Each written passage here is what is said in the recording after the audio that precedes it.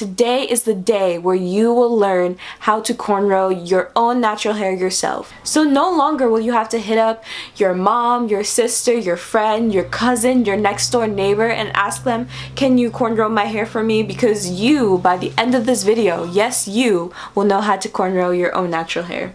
So without further ado, let's get on with the video. Step 1 is sectioning your hair. It definitely can be hard to do it yourself, so I'm going to give you some tips to help you.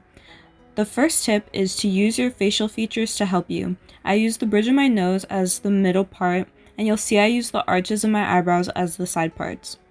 Now, I mainly use the end of the rat tail comb, but sometimes I use the comb itself for the parts, but I don't think I do this on video.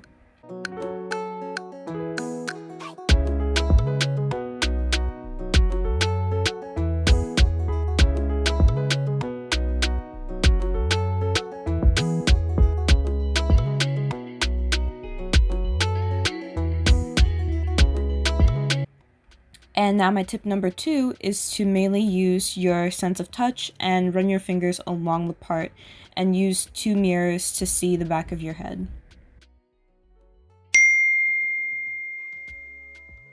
Next step is preparing and moisturizing your hair. I use the lock method, so first I moisturize with water, then my leave-in conditioner, and then I seal in with oil, and then I seal in again with shea butter. I work the products in from end to root, and I finger detangle, and then I detangle my hair with a wide tooth comb.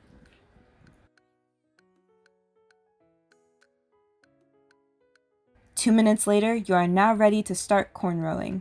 To start your cornrow, section a small piece in the front. Now keep in mind the larger the section, the further back your cornrow will start. I personally use large sections about 1 inch because it's less tension on my edges, but ideally your section should be about 1 centimeter. I split that section into 3 pieces. Now here's how you grip the hair. In your dominant hand, which is my right hand, I hold the 3rd section. And then in your non-dominant hand, which is my left hand, I hold 2 sections of the hair overhand, and my pointer finger separates these 2 sections.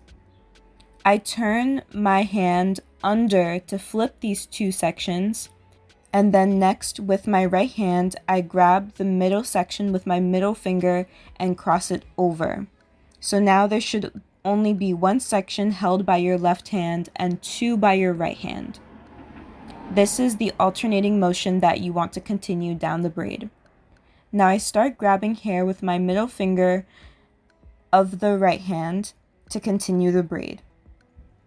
As I move down, I continue to pick up more sections of hair and add them to each of the 3 pieces.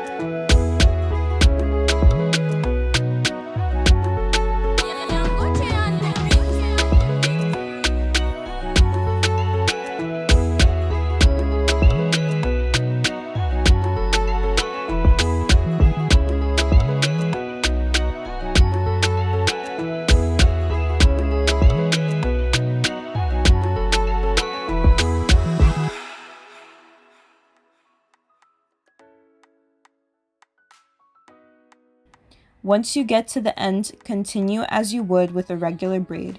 For me, when I get to the very end, I split the hair into 2 pieces and twist it so it's easier to unbraid in the future.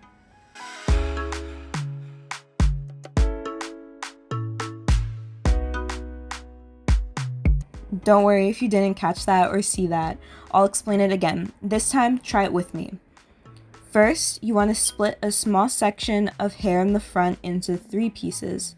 First, section a small part of the hair in the front and split into 3 pieces. In your left hand, use your pointer finger to separate the 2 strands. Hold the other strand with your right hand.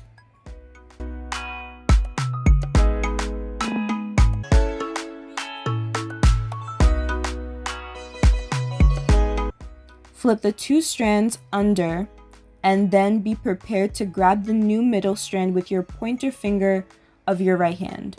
Step 4 is to take this new middle strand that you just created and grab it with the pointer finger of your left hand while picking up more hair. I add hair to the middle section first, and then I move to all 3 sections as I move down the braid. Essentially, you keep the same position of how you hold the hair, it just changed between each hand. Like I said, it alternates. I just want to specify here, you can pick up more hair with either your middle finger or your pointer finger, whichever feels more comfortable. In the first braid, I think I use my middle finger. In the second braid here, I think I use my pointer finger. As you get better at cornrowing, you won't need to section off hair in the beginning. You can just start by splitting the hair into 3 and just get going.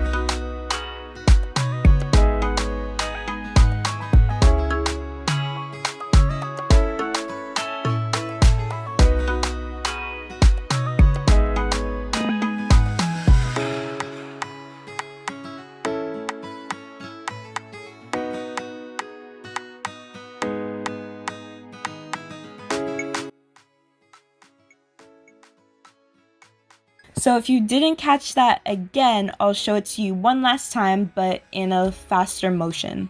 This time, try to narrate the steps and pay attention to the alternating motion between each hand.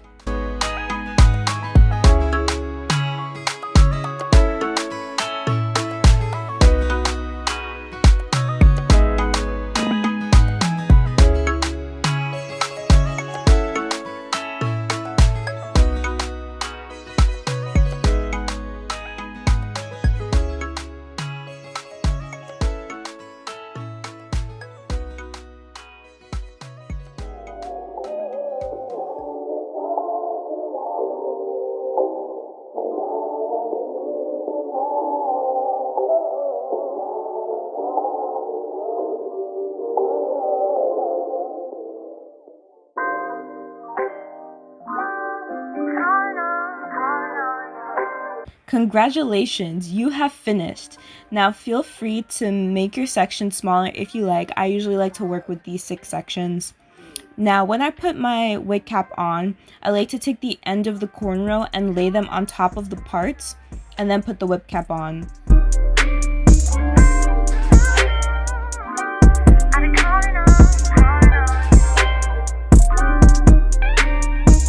Oh my god, here I'm so embarrassed, you guys. I didn't know there was a hole in my wig cap, so just pretend that you don't see that. It does not exist. And I'm not actually gonna wear this wig, y'all. I'm just joking. This is my Beyonce wig for Halloween that I never got the chance to wear. Hopefully one day the time will come. But that was it for the video. Don't forget to comment, like, and subscribe for more.